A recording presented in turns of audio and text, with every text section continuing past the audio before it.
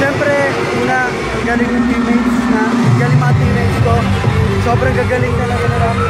Pati yung mga kalaban, gagaling nila dyan na talagang sobrang solid.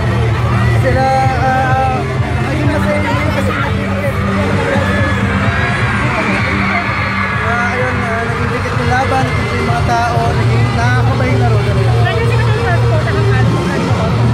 Oo, di ba? Meron pang mga banner.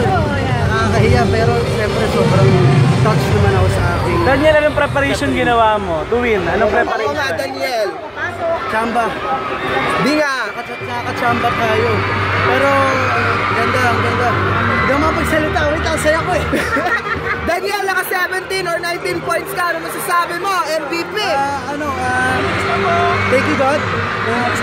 Pinapapasok na yung mga tira ko. And lahat yung buong team, thank God, sana si Ronnie maging okay. Medyo yung kanya. At yung kabilang kalimang na sila, Team Gerald. Thank you at nalupit talaga. Lalo na si Gerald. Oo nga, galing. Sabi ka naman. Okay. Message.